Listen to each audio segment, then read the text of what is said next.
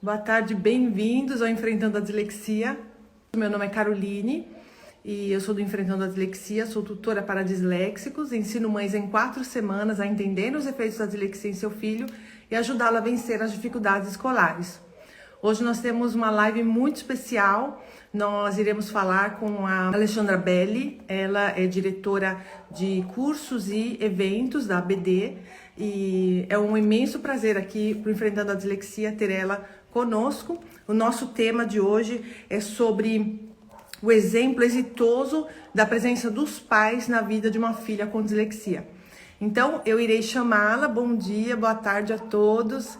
Olá, Angélica, Mônica, sejam muito bem-vindas.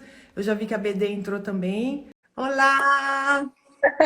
Olá, tudo bom? Tudo, tudo. Primeiro eu queria agradecer porque você sempre foi super solícita, gentil e por ter aceito o convite. Então, primeiro eu queria agradecer, dizer que eu estou muito emocionada. Inclusive, até te escrevi hoje, falei, olha, eu estou emocionada, estou agitada, estou feliz porque você é uma pessoa preciosa e acreditou no meu projeto. Então, é um prazer estar aqui falando com você, poder te entrevistar e contar a sua história da sua filha aqui para o público do Enfrentando a Dislexia e da ABD também. Imagina, Caroline, para mim é um prazer. É um prazer porque é trazer e compartilhar com as pessoas a minha experiência. Uma experiência que eu considero não só profissional, mas pessoal, de uma forma muito importante na presença da família. Tanto meus pais na minha vida, quanto eu na vida da minha filha, né? Porque a gente tem aí a dislexia como um processo hereditário, né? E, infelizmente, a gente tem essa chance enorme de perpetuar, eu, de repente, ter aí netos disléxicos, né? Sim. Então, eu acho importante a gente compartilhar o pouco que a gente vai aprendendo na vida, ao lidar no enfrentamento da dislexia, como pessoa, como mãe, como filha, enfim. Então, é maravilhoso. E o trabalho que você vem fazendo é muito importante, porque a gente precisa levar até as pessoas o maior número de informação, o maior número de experiências que a gente possa, né, ter êxito aí, de que as pessoas possam se sentir acolhidas, confortadas, porque não é fácil esse processo, né? Não. Não, porque você se sente muito inferior, né, às pessoas. E até eu descobri o meu laudo, né, a minha dislexia, foi tudo num processo, né, pelo André, meu filho. Então, mas até aí eu não me sentia à altura. E muitas mães se sentem assim, falar, eu nunca vou ensinar o meu filho. Não, eu não posso ajudar. Meu filho tem dislexia, mas eu não posso ajudá-lo. E na verdade, né, você vendo, eu vou fazendo conexões aqui, depois você vai explicando para o público, mas você vendo a tua alegria, a alegria do teu pai. Então, você vê que é possível, sim, a mãe e o pai ensinar, a ajudar, né? Sem dúvida. Começando com o básico, com as coisas de casa. Porque se a gente for pensar, o aspecto dislexia, né, o transtorno específico de aprendizagem de dislexia, não envolve simplesmente uma dificuldade de leitura. Envolve questões cognitivas maiores, né, e também questões emocionais. E quem tratar tudo isso, né? Quem vai me dar o suporte, o acolhimento para tudo isso? Não é simplesmente ensinar meu filho a ter uma fluência na leitura, né? Mas sim o enfrentamento dele nessa caminhada. Porque caminhar ao longo aí do processo de aprendizagem, principalmente escolar, não é fácil. Não. Porque essa criança acaba sempre se sentindo numa condição ou inferior, ou de muita dificuldade, ou de não estar sendo atendida na necessidade que ela precisa. Porque uma pessoa disléxica, quando atendida, suportada dentro das necessidades dela, ela tem um potencial maravilhoso para ser desenvolvido, né? É um Tá. indivíduo com milhões de capacidades e habilidades e que elas precisam apenas ser acolhidas, atendidas da melhor forma, que ela possa desenvolvê-las, né? Sim. Então é isso que as pessoas precisam entender. Não é que um disléxico não tenha condição de ter sucesso ou não tem a condição de ter uma vida com qualidade, né? Pelo contrário, ele pode, desde que diagnosticado precocemente, Uhum. desde que a família entenda esse processo, Sim. para que ela possa suportar e ajudar. Se der por aqui um pouquinho, eu vou contar um pouquinho da história do meu Vai. pai, pode ser? Ó, Sim, vai. meu pai, um imigrante italiano, chegou no Brasil com um nível escolar limitado, dentro daquilo que a pós-guerra permitiu, né? Enfim, casou, teve filhos e proveu aí a nossa família. E meu pai, sem qualquer informação científica ou qualquer conhecimento, eu morava no interior, né, daqui no Brasil, de São Paulo, em São José dos Campos, que é uma cidade que na época, muito pequenininha, Sim. hoje se desenvolveu, tal, mas na época era muito pequenininha, nós estamos Sim. falando de 50 anos, né? Então, assim, uma pessoa que não tinha todo esse conhecimento que nós hoje temos, que não tinha disponibilidade dessa globalização toda, da internet como uma forma de informação, enfim, e ele conseguiu me estimular. Eu te falo, eu não tive nenhuma dificuldade ao longo da minha vida, mesmo sendo TDAH e disléxica. Mas por quê? Porque ele, pela sensibilidade dele, pelo carinho, amor, ou a forma que ele enfrentou a vida dele, ele não deixava a gente se sentir derrotado. Ele dizia, diante de um problema, vá buscar solução, porque só é problema porque tem solução, senão não é problema. Então, ele sempre encorajou a gente, diante das dificuldades, dos pequenos desafios, desde pequenininha. Então, essa força, esse otimismo, se eu posso dizer assim, porque é uma Uhum. forma de você escolher de viver, é o que me ajudou muito. Não é porque eu não tive problemas. Não, eu tive, mas eu superava muito fácil esses problemas. Eu encarava isso com uma facilidade muito grande. Então, isso também me ajudou, não só como pessoa, mas na forma como eu intervir com a minha filha. Né? Porque eu não podia intervir como profissional, eu estou no papel de mãe, né? Então, e isso eu queria saber demais também, porque você é profissional, né? A filha, você tinha passado por isso também, mas eu falei, e aí, como é que ela fez? Só fazendo um adendo, essa parte que você falou do seu pai, eu dei o livro para o meu pai ler. A Alexandra Belli escreveu um livro, gente, e ela me mandou esse livro aqui na Itália. E eu li, meu pai leu. E assim, o otimismo, como você falou, né? A força de vontade, o otimismo, o pensamento positivo, isso faz uma diferença na vida de um pai, de uma mãe. E isso eu vi no seu pai, no livro. É isso. E me emociona. Eu falei que eu estava muito emocionada, porque isso faz toda a diferença. Se um pai e se uma mãe tem essa força, esse otimismo, tudo muda, tudo muda. Por mais que você não tenha faculdade, não tenha feito fundamental 1, fundamental 2, mas tudo muda, tudo muda. E vai lá, continua, vai. É exatamente isso. Eu acho que deixar bem claro essa ideia, né? Não desanime, não se sinta sem forças para seguir à frente. Entenda esse significado que meu pai falava. Se tem um problema é porque tem solução. Então é assim que a gente tem que seguir. E dessa forma, como mãe, eu segui. Porque também, quando eu descobri que minha filha era TDAH e posteriormente disléxica, nossa, eu chorei, me descabelei. Nossa, apesar de ser profissional da área, apesar de já ter estudado um monte naquela época, mesmo assim, Eu olhava e falava, não, não é possível, minha filha vai sofrer. Vem uma onda, né, de sentimentos, de emoções que ficam descontroladas no coração de uma mãe, né?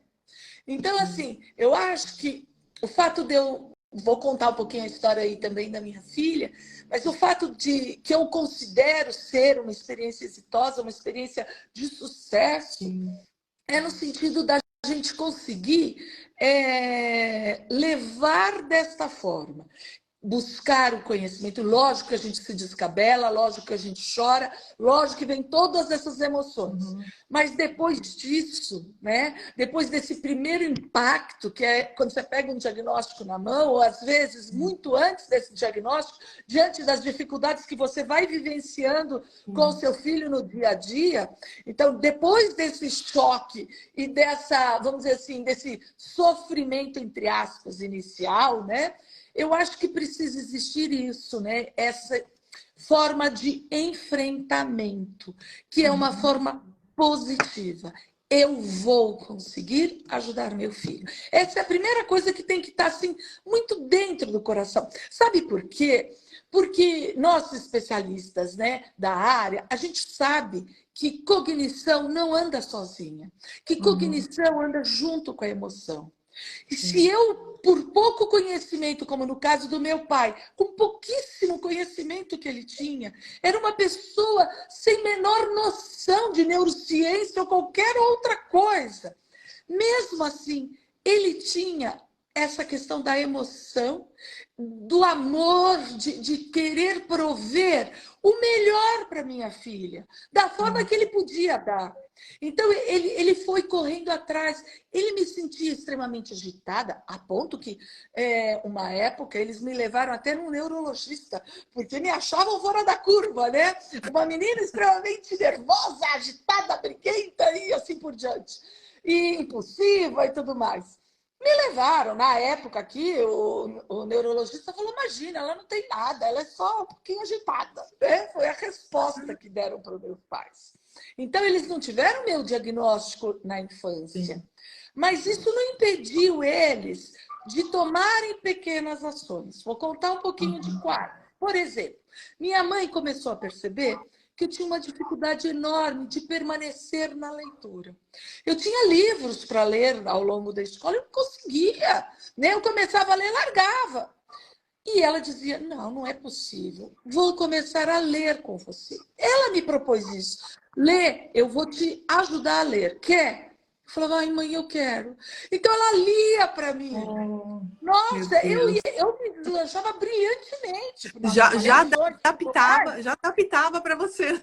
Naquela época, estou falando de 40 anos atrás. Mas é isso que eu estou falando. Não foi porque alguém ensinou ela, falou assim, olha, Alexandre, Irene, para você ajudar sua filha, faça tal coisa. Não, ela por si só teve esse olhar. É isso que eu estou falando. Às vezes, nós como mães, às vezes não temos tantas informações, mas se a gente parar, prestar atenção um pouquinho no como ele funciona, né? Como o meu filho funciona, qual é a dificuldade dele, onde ele sofre mais. E você pode ter pequenas ações que possam vir ajudar. Até adaptações que a gente nem conhece ainda, que vocês poderão compartilhar conosco. Não é verdade? Porque verdade. Mãe, coração de mãe, é maravilhoso. Ele tem muito disso, muito desses insights. Quando a gente sente o sofrimento de um filho, a dificuldade daquele filho, né? Então, se ele não consegue vislumbrar, ele começa a conversar com um, começa a observar o outro, para tentar buscar essas soluções, entre aspas, né? Que seriam as adaptações que a gente tem hoje, que a gente tanto divulga, né? Então, assim, meu pai trazia para dentro de casa, como eu era muito agitada, ele fazia ginástica com a gente. Ele fazia exercício todos os dias. Ele trabalhava 12, 13 horas numa empresa, numa indústria. Chegava em casa ainda todo animado para praticar atividade física com a gente. Muitas vezes ele vinha com xerox de exercícios para a gente praticar. Por quê? Ele entendia da forma dele que a importância da atividade física para a cognição nossa. Não só acalmava a minha impulsividade, a minha hiperatividade do TDAH, como também ajudava na produção de neurotransmissores importantíssimos para aprender. Olha, ele não tinha esse conhecimento, mas ele fazia.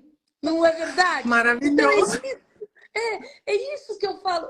Eu ficaria aqui horas falando dele, porque realmente eu considero que ele foi ímpar, não só na minha vida, mas nas pessoas que passaram por ele, né? Isso é muito interessante, porque ele teve esse papel de educador, se a gente pode dizer assim, né? Na vida de muitas pessoas.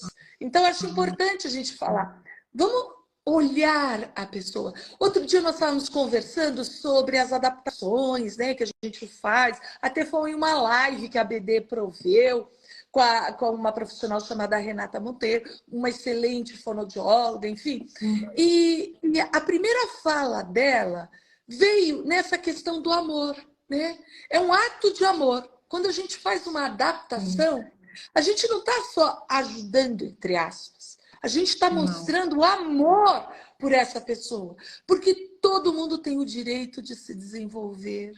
Todo mundo tem o direito de aprender a ler e escrever. Todo mundo tem o direito de ser um excelente profissional, uma excelente mãe, uma excelente qualquer coisa. Não é verdade?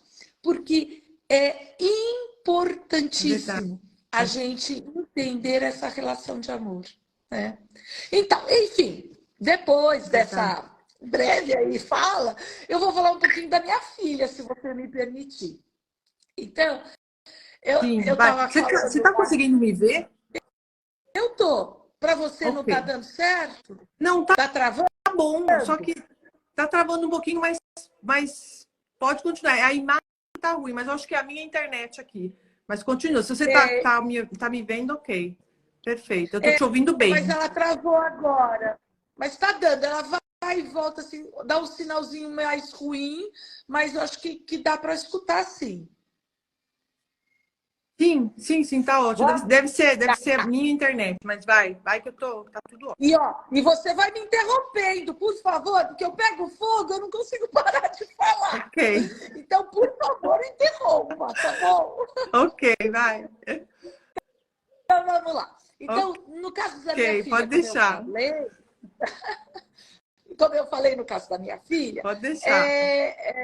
Houve assim um momento de desespero, né? De sofrimento, de dor, de tomar consciência de que ela teria que enfrentar aí grandes desafios, né? E aí, eu logo depois desse diagnóstico, desse meu desespero, veio para mim, né, justamente esse acolhimento do meu pai, no sentido de dizer: filha, qual é o problema? Nossa, vamos enfrentar o que ela tem. Eu quero saber. Eu imprimi artigos, reportagens que eu achava interessante, de fácil conhecimento, né, de fácil entendimento, para o meu pai ler, porque ele queria ler. Ele dizia: não, todo mundo vai ajudar. Então, isso é outro passo importante. Não basta a mãe. Não. Tem que ser a mãe, o pai, o periquito, o papagaio, o cachorro, todo mundo! Vovô! Todo mundo tem que entender o que é. Porque quando eu passo a ter esse entendimento, tudo fica mais suavizado, né? Você olha para aquela criança, para aquele adolescente, de uma maneira diferente, porque você sabe que ele ainda não está desempenhando da forma que é esperada, porque ele ainda não pode. Não é que ele não vai conseguir.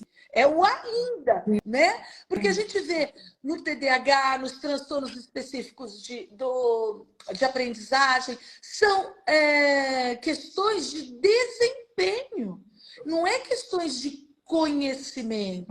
São pessoas inteligentes, são pessoas capazes, eles só não conseguem desempenhar. Mas isso é uma questão de tempo, né? E da atuação de todo mundo. Então, muitas pessoas chegam assim em consultório para mim, ou até mesmo na BD, pensando que a gente faz milagre. Não, não é o profissional.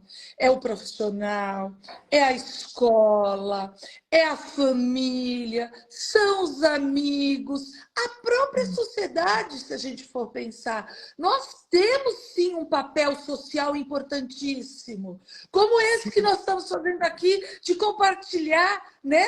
Eu acho que verdade, isso é um papel social nosso, como mães de disléxicos, né? verdade, Falar, olha, verdade. pessoal, todos que estão aí nos ouvindo ou que irão nos ouvir, é possível, acredita, segue à frente. Porque Sim, seu filho, seu marido, sei lá quem é o disléxico, né? Vai dar conta. É uma questão da gente entender o que fazer, né? é Então, verdade. buscar a Alexandra, informação. eu, Fala. eu eu falo que é que nem uma teia de aranha. Esse é o exemplo que eles usam aqui, né?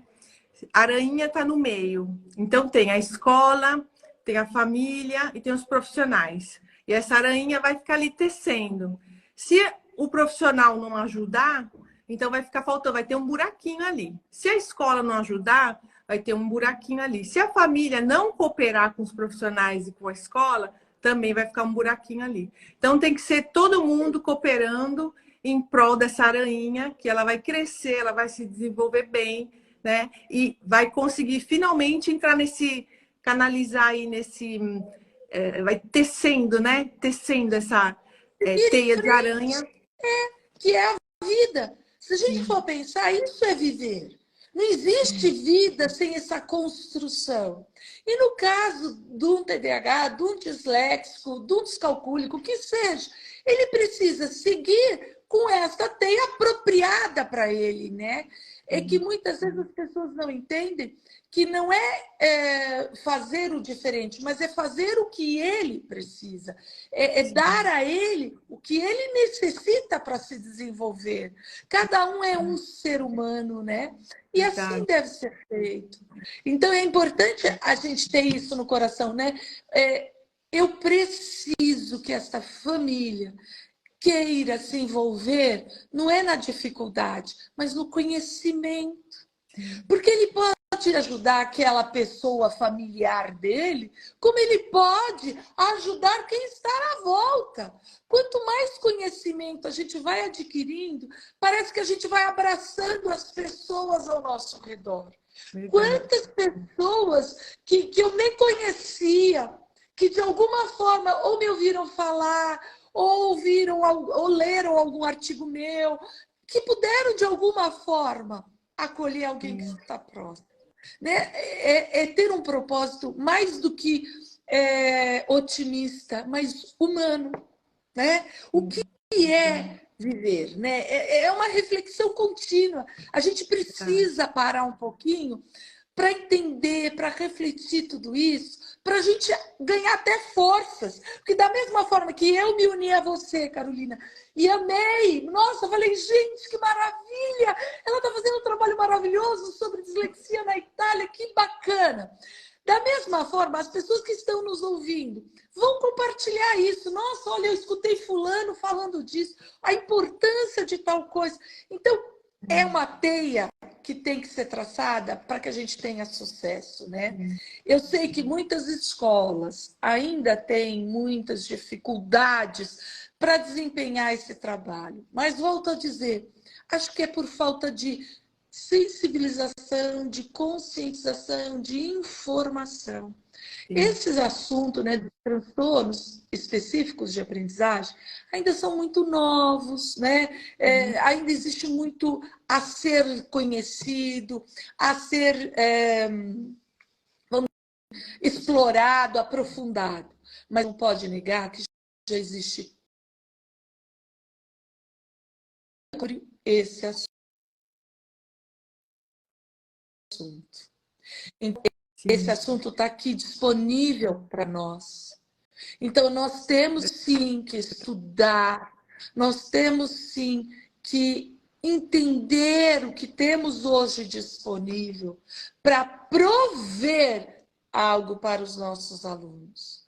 A escola tem esse papel, é importante. E o mais importante que a gente acabou de falar, ela não está sozinha. Ela pode contar Não, com os profissionais.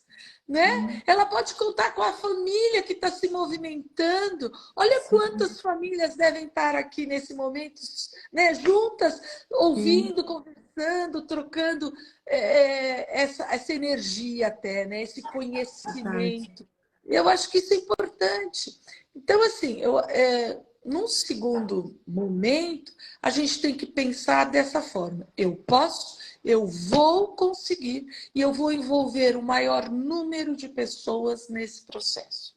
E foi o que eu fiz. Então, distribuir o mesmo material que eu trouxe para a minha casa, para os meus pais, para os meus irmãos, para a família de uma maneira geral que vivia mais próxima da minha filha. Eu levei esse mesmo material, eu fiz uma coletânea de artigos científicos, de livros, de coisas que eu achava que era fácil entendimento e tudo mais, e levei para a escola.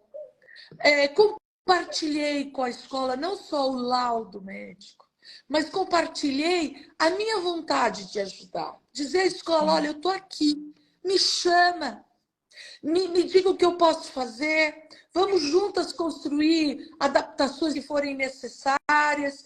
Enfim, foi o que eu fiz, né?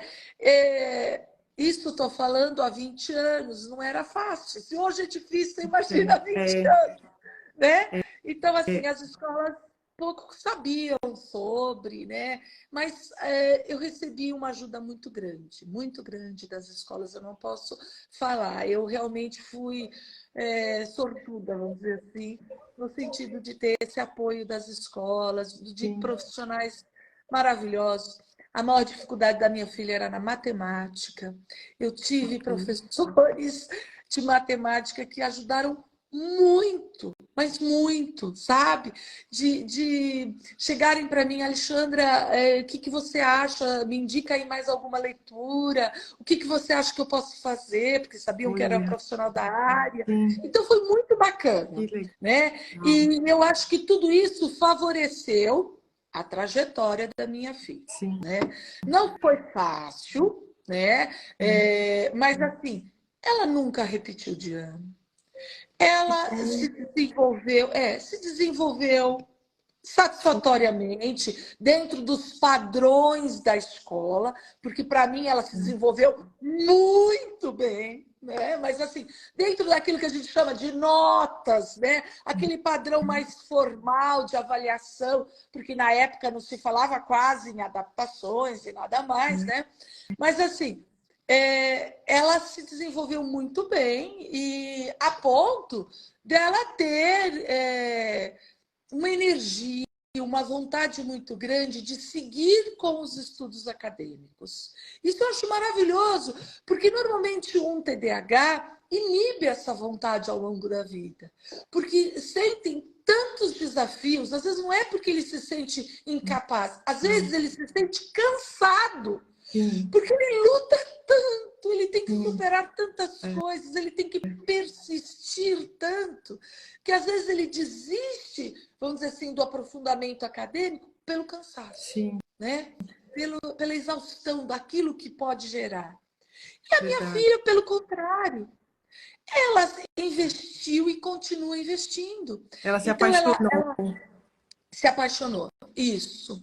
Você sabe que quando a gente lia livros, né? Eu lia para ela também, né? Seguindo o exemplo da minha mãe. Eu lia para ela. E a gente lia junto depois. Ela lia um pedaço, eu lia outro, enfim. Ela começou a amar. Ela lia muito e hoje ela lê muito por conta disso. Ela não sentiu a leitura como algo ruim, que eu não consigo. Não! Ela conseguiu superar esse processo e se apaixonar pela leitura.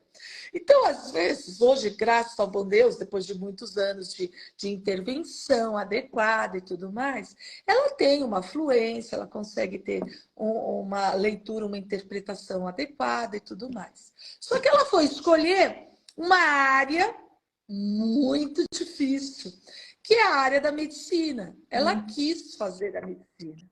Então, a faculdade, não é que a faculdade é difícil, mas a demanda de leitura é enorme, né? Ela precisa muito dessa leitura. E não só da leitura, mas de uma organização para dar conta do volume disso. É aí que eu acho que a família entra, sabe? Uhum. Eu não sei como você, Caroline, mas aqui na minha casa, e como orientação aos pais que eu atendo, eu sempre procuro incentivar a organização dessa rotina, Sim, né? aqui O também. disléxico precisa muito Sim. disso. Sim, aqui a gente tem um cronograma, na verdade. E eu não posso sair desse cronograma, porque eu, que também sou disléxica, eu me perco. Então, em casa, o André tem um cronograma. A gente está de férias. A gente tem um cronograma de férias. E a gente tem um cronograma da escola normal. Tanto é que hoje, que tinha live, eu já tinha tudo certinho. Eu falei, ó, a gente vai para a praia de manhã. A gente almoça na praia. Depois eu vou no cabeleireiro, que eu queria estar, né? No estilo aqui.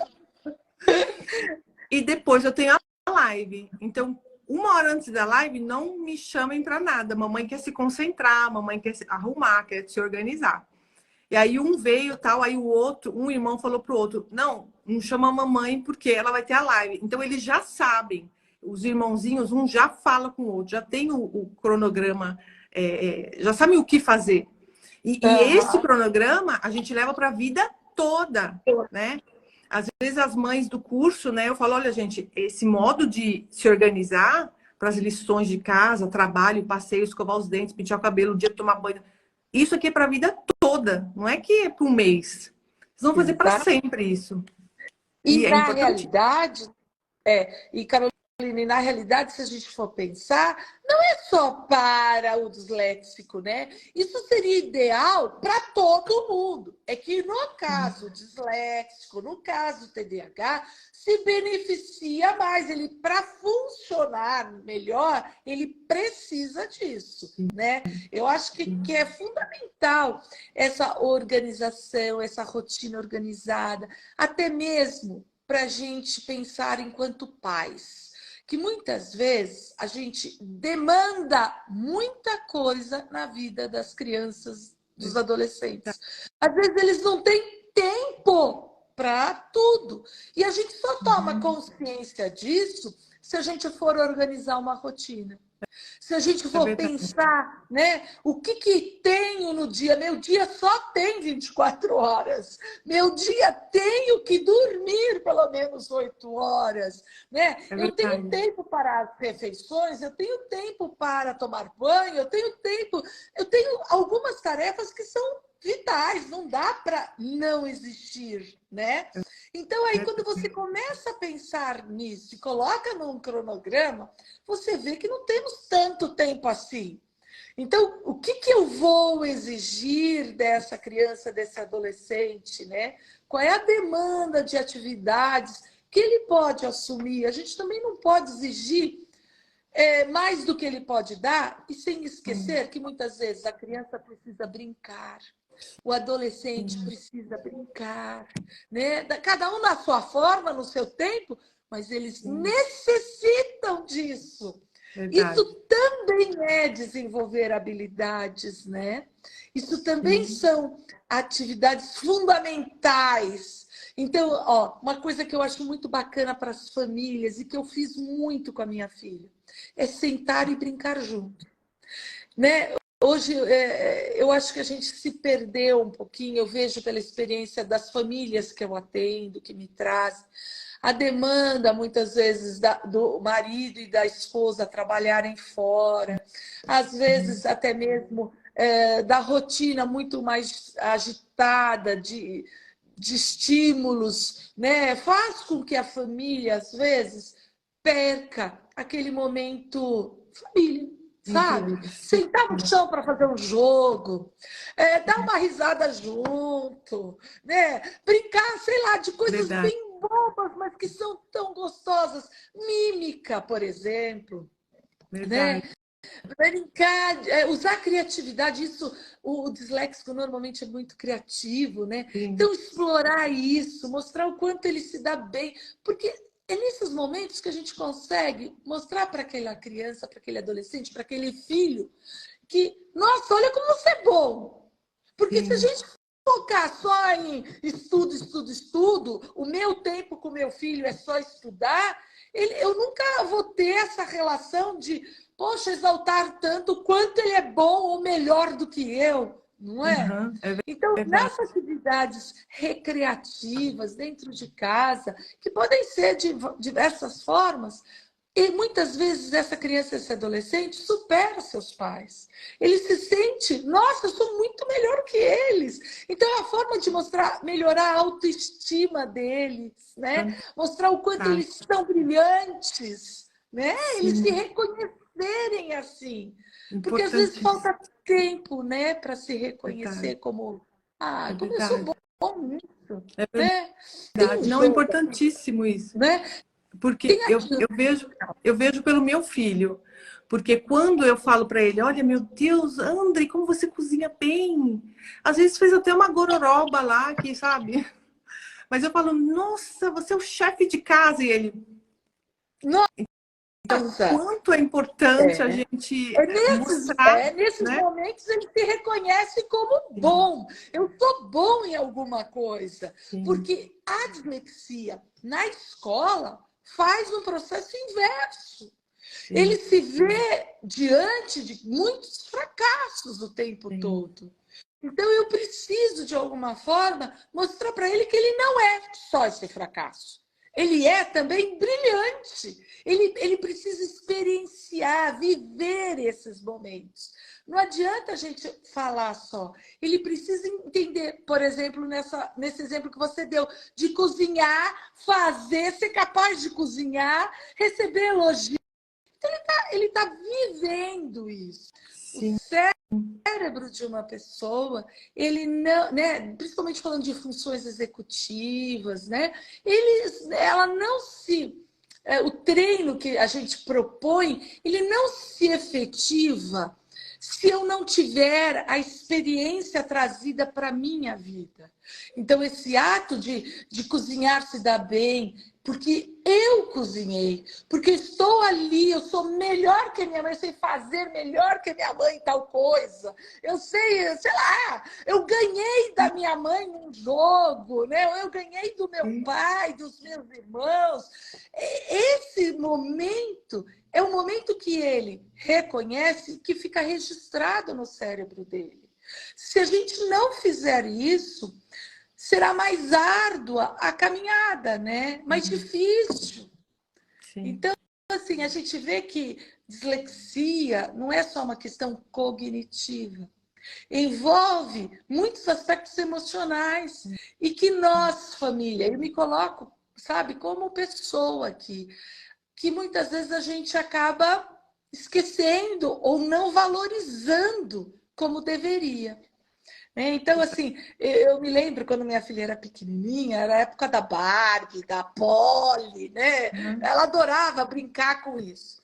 Eu chegava do trabalho, você falava assim, poxa, você chegava cansada? Morta! Mas eu chegava do trabalho, tirava meu sapato só, arrancava meu sapato. Eu não me trocava, nem tirava a roupa que eu tava, nada. Às vezes era até saia, descômodo de sentar, mas não faz mal.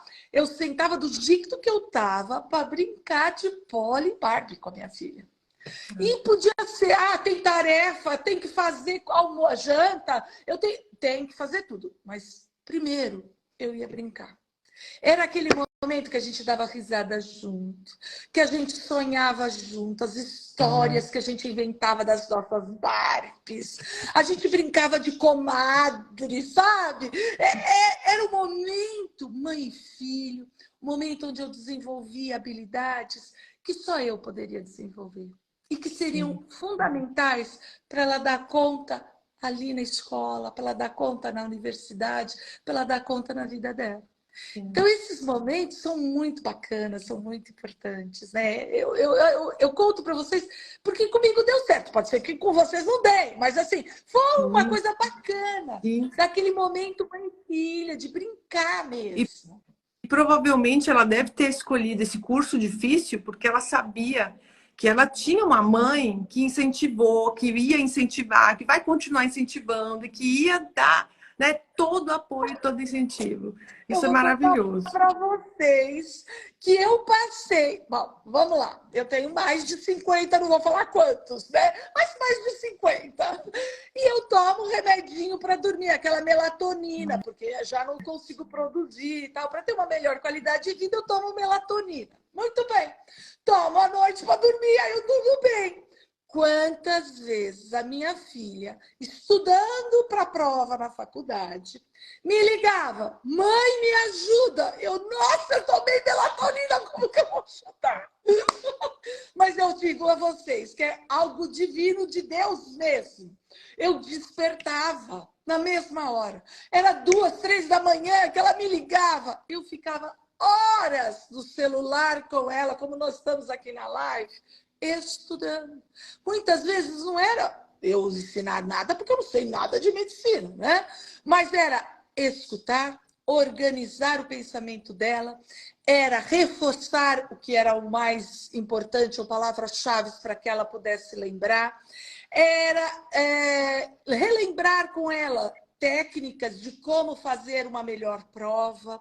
Então, o que eu fazia? O que a gente chama, né, de metacognição. É pensar sobre a forma de estudar, como agir, como executar aquela prova naquele momento. E, ao mesmo tempo, escutando, tomando a matéria dela. Ela falava, às vezes tinha textos muito grandes, que ela falava, como eu vou guardar isso? Eu falei, pera, vamos fazer associação. Eu me lembro, gente, até hoje. Era sobre icterícia de bebês. O tema era isso.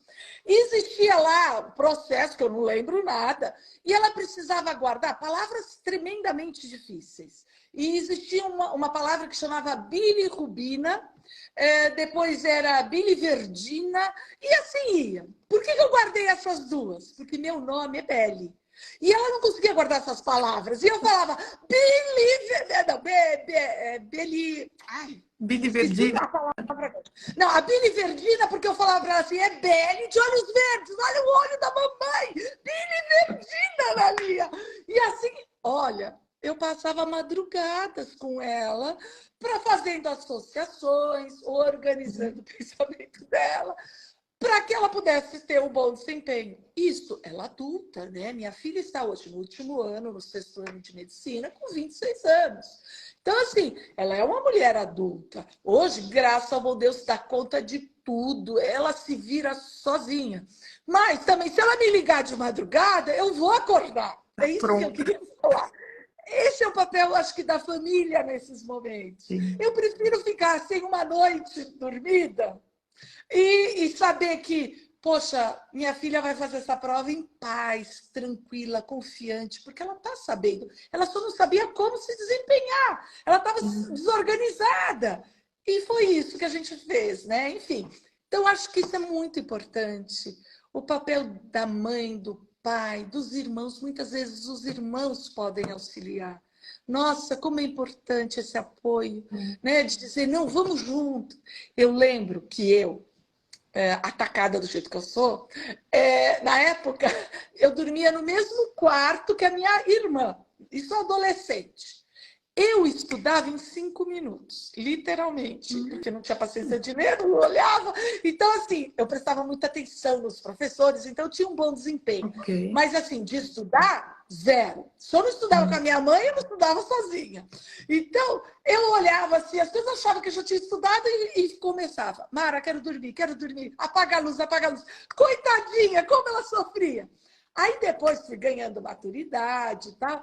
Aí ela falava assim, eu estudo com você, para você estudar. Então ela passou a estudar comigo. Porque ela via que eu ficava 5 minutos e já desistia, jogava no chão, assim, que a gente estudava na cama antes de dormir, né? Eu falava assim, já jogava lá para o chão, não queria mais saber. Ela falou, não, eu estudo com você. Então, olha o papel da minha irmã no sentido de me incentivar. Você quer rever a matéria? Eu fico com os livros na mão, vou tomando. Aí eu falava tudo, porque era fácil. O que eu não conseguia era ler e pensar. Escrever. Não, escrever, esquece. Né? Então era mais difícil. E ela tomava essas ações. Então, eu acho assim, A gente pode. Eu me sinto feliz em dizer para vocês, eu não sofri no meu processo acadêmico de forma exagerada. Tanto é verdadeiro que, olha, eu continuei estudando a minha vida inteira. Com 50 anos eu fui fazer mestrado na área da matemática, que não tinha nada a ver comigo. Eu era da área de humanas, né? Todas as faculdades e cursos que eu fiz sempre foi da área de humanas. E eu fui para a área da matemática. Então, assim, eu acho que a gente é capaz, desde que a Sim. gente seja suportado, né? Pela família, pelos amigos. Isso é importante. É verdade, é verdade. A família tem um papel, é que a família não entendeu isso ainda, mas eles têm um papel fundamental. E quando eles entendem esse papel, entendem o que é a dislexia, tudo flui. E aí vem a paixão pela leitura, a paixão pelos estudos. Tem uma aluna minha, que é uma senhora, ela é uma professora, e, inclusive ela já terminou o curso, e ela falou, Carol, eu me apaixonei, eu estou fazendo outro curso, comprei outro curso de uma pessoa, me apaixonei, estou estudando, Olha, e eu, é isso, é essa paixão. É é exatamente isso, maravilhoso. né? Você sabe que a minha filha, ela tinha, na época do vestibular, que o pai também não deixou ela prestar qualquer faculdade. Ela tinha que entrar numa universidade com uma nota aqui no MEC que fosse decente, né? Enfim, então eles selecionaram quais eram as universidades que ela poderia prestar. E foi difícil, ela ficou 3 anos, só no terceiro ano ela conseguiu entrar no vestibular. E ela foi trabalhando, fazendo, sem desânimo, sem, né, persistir. E a grande dificuldade dela era a redação. Não só na dificuldade de organizar melhor as informações, na própria escrita, na elaboração do texto, mas também no próprio processo da escrita, porque o disléxico acaba perdendo ao longo da vida, para até recuperar essa habilidade, né? Ele perde vocabulário, ele perde, vamos dizer assim, um processo se comparado com uma pessoa típica, né? E aí ela tinha essa dificuldade, mas ela nunca desistiu, persistia, fazia as redações e tudo mais. Aí ela entrou nessa universidade, a redação dela foi uma das melhores notas. Então você Uau! fala assim, nossa! Quer dizer, para uma pessoa com o grau de dificuldade dela e tudo mais, ela conseguir ter um desempenho tão alto na redação, isso foi maravilhoso para a gente. Foi outra vitória, né? A gente Sim. comemorou a entrada na faculdade e a nota da redação. Maravilhoso, Porque a maravilhoso. gente não acreditava, né? Você fala assim, olha aí como existe a prova de que é possível. Sim, É uma sim, questão de empenho, né? É uma questão de você não desistir. Você sabe que essa questão de habilidades socioemocionais são fundamentais para o disléxico? Porque eu sim. falo que a habilidade que todo disléxico tem que desenvolver é a persistência. Nossa, a perseverança, ela é o que ajuda o disléxico a É não verdade. desistir e a seguir, né, no seu caminho. Porque não é fácil. É Existe verdade. um cansaço, né? Porque você tem que fazer de novo, você precisa de mais tempo, Sim, você perde tempo de lazer para desempenhar uma determinada função acadêmica, né? Ou uma função de trabalho, no caso. sim. É Não complicado. é Até você aprender como você funciona melhor, nossa, você tem alguns anos. E você sabe que, falando sobre isso, eu lembro do meu filho na escola, aqui chama escola média, que seria o Fundamental 2. Dentro da escola ele pode usar o computador e o ledor do computador. Mas ele nunca, Alexandre, ele nunca usou o computador. Ele falava, mama, eu vou ler. Eu vou ler e o que eu não entender eu escrevo. Eu escrevo a palavra, eu escrevo, faço um desenho, mas eu não vou levar esse computador. Não quero ser diferente dos outros. Aí eu, mas Andreia, você tem por direito, por lei, você pode levar. Que te interessa os outros? Ele falava, não, eu vou ler. E essa Garra, né? obstinação dele, essa garra de não querer ser diferente dos outros, levou ele hoje ele lê fluente. Ele lê fluente italiano, ele lê mais ou menos em português e ele lê mais ou menos em inglês. Que Então, o bonitinho! menino um menino é uma pedra, ele sabe, quando ele quer uma coisa, ele vai até o fim. E o que levou essa obstinação, eu acho, né, que o que levou essa obstinação, agora falando para ele,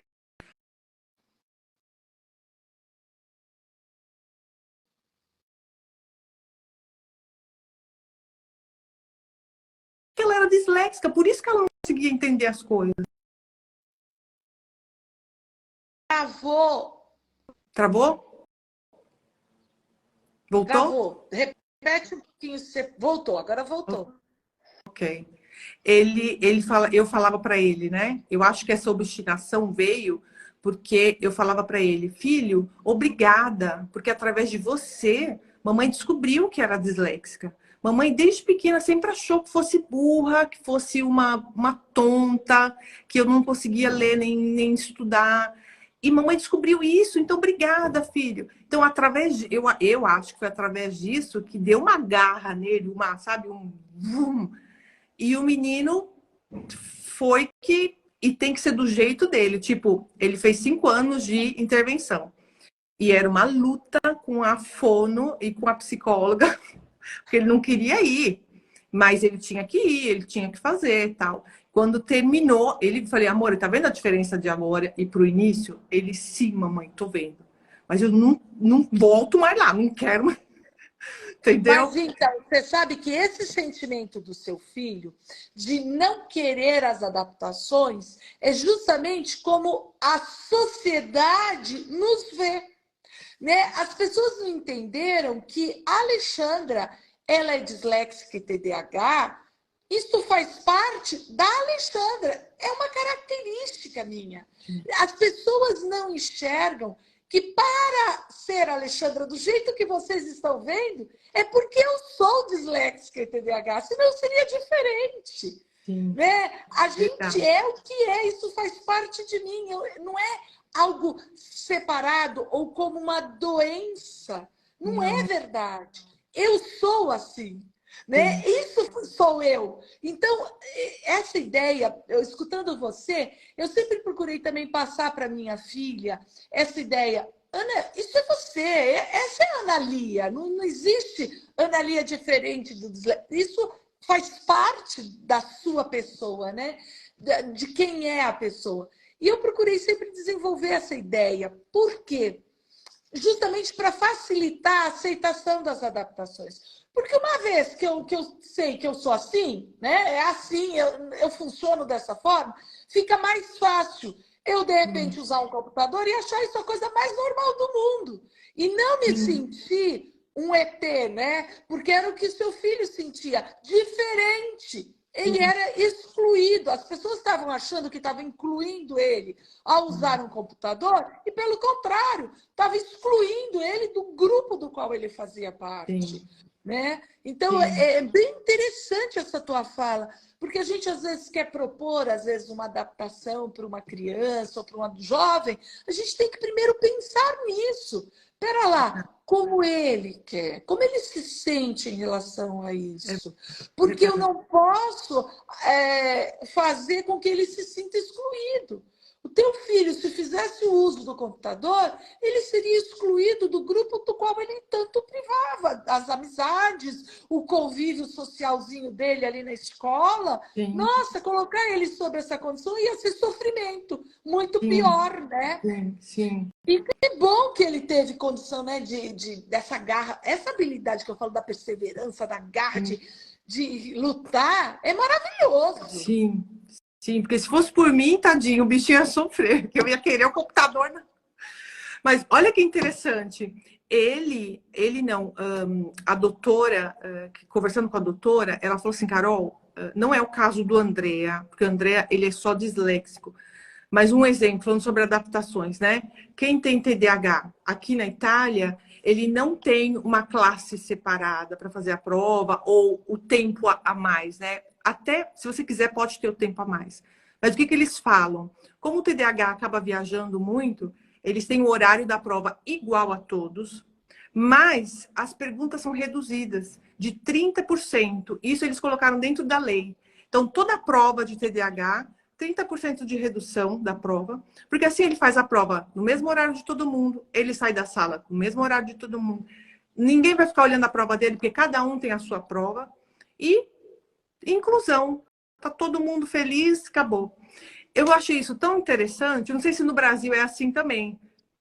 Sim, a gente tem essa condição, várias escolas fazem provas adaptativas, justamente é uma opção de adaptação. A gente tem que avaliar, ver como essa criança, esse adolescente, o que melhor atende para que ele possa desempenhar as suas habilidades e o seu conhecimento, né? E como a gente vai avaliar? Não precisa ser só da forma escrita, né? Eu posso avaliar de outras formas, eu posso criar mecanismos, estratégias diferentes. Então, isso é isso que é inclusão, né? E não excluir. Quando a gente impõe, pode ser até uma ação positiva nossa, né? Que nem você falou, eu queria pôr o computador para ele usar. Mas não era o que ia deixá-lo bem, né? Então, a gente precisa ver, cada um é um. Esse é o mais importante. Sim, perfeito. E para a gente finalizar, Ai, eu já queria que chegou. você contasse. Uma hora já, uma hora de live. Eu queria que você contasse um pouquinho para a gente. Eu sei que na medicina você tem muitos ossinhos para decorar os nomes, né? Muitas veias, muita. Aqui tem um especialista, eu fiz até um curso dele, agora eu não lembro o nome dele, mas ele é no Guinness The Books, ele é o homem que tem a maior mente do mundo, e ele usa os mapas mentais. Eu queria saber o que a sua filha, para memorizar, né? Porque às vezes ela não vai entender todo aquele monte de osso, aquele monte de coisa, mas para memorizar, como é que ela faz esse plano de Então, estudo? isso que você falou assim, de memorizar, ela usa muita coisa associativa para guardar na memória com coisas que lembram para ela. Mas os mapas mentais são fundamentais e a sobrevivência dela, não só em relação à memória, mas para organizar o pensamento dela, para ela fechar um diagnóstico, para ela fazer um estudo de caso. Ela primeiro estrutura tudo no mapa mental, para depois ela ir argumentando, encontrando artigos ou que seja para justificar a fala dela. Enfim, tudo que ela já escreveu, de livros, capítulos, artigos, está terminando o TCC dela, tudo montado nessa proposta. É a ferramenta de sobrevivência para todo mundo, inclusive, principalmente para minha filha. Sim, maravilhoso. Eu falo que o mapa mental é o cérebro a longo prazo do disléxico, né? Ele tá lá, pac, no papel. É isso mesmo. Ela organiza o seu pensamento. Principalmente também o TDAH também precisa de mapa mental, porque a gente tem um processamento muito acelerado e muitas vezes acaba não dando tempo de você corresponder na escrita ou na oralidade a resposta ou a formulação daquilo que você quer falar. Então, você tendo um mapa mental, você não se perde, você organiza o seu pensamento. É maravilhoso, é uma ferramenta fundamental. Eu acho assim que todo mundo deveria aprender a fazer um mapa mental. Existe, depois se você quiser, Carolina, eu compartilho com você um artigo de um professor da PUC aqui do Rio Grande do Sul, sobre o nome dele é Moreira, agora eu não me lembro o primeiro nome, mas ele ensina a fazer mapas mentais, ele tem um artigo muito bacana sobre isso. Eu te Sim, encaminho, eu acho que é bem sim, útil. legal. Quero sim, obrigada. Como não? Quero sim. Tá. Muito bom. Eu queria te agradecer. Nossa, foi tão gostoso, foi tão rápido. Passa muito rápido, é tanta coisa para se falar, né? É verdade, é verdade. Queria te agradecer, muito gostoso. E dizer que para mim foi um prazer e ter conhecido você. E a primeira vez que a gente se falou alguém pode me ajudar, por favor? Eu estou montando um curso e estou meio perdida, tal. E você rapidamente, prontamente, aqui, assim, assado, tal, tal. Então, primeiramente, queria agradecer e dizer que estou muito feliz de ter te conhecido. Quero agradecer também a ABD, que é uma instituição que faz toda a diferença na vida dos disléxicos no Brasil.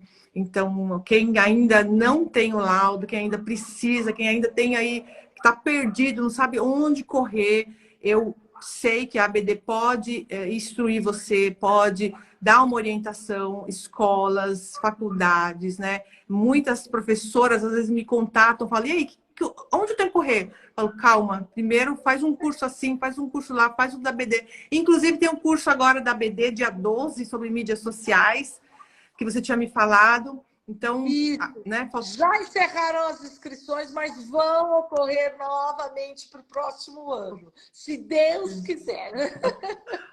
Ok, perfeito. E é isso, eu quero agradecer demais. Assim, eu tô muito grata, sou muito grata. Anche minha amiga. Olha, eu quero agradecer de coração. Foi muito, muito importante também te conhecer. Importante essa nossa conversa. Agradeço a todos que nos ouviram. E contem conosco, né? Eu acho que é isso, a gente se unir, procurem as organizações a respeito do assunto. Existem grupos de mães, né? Existem associações pelo mundo a respeito disso, vão atrás de evidências científicas. Isso é o mais importante.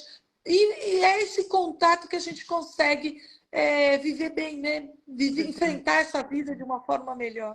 É verdade, é verdade. Obrigada, querida. Um beijo a todos. Fiquem com Beijo. Deus. Obrigado por terem participado, comentado. Foram tantas perguntas, não deu para responder, mas a gente está aqui. Vocês podem escrever para mim, para a Alexandra, para a BD, que a gente responde com o maior prazer. Um beijo, obrigada. Tchau.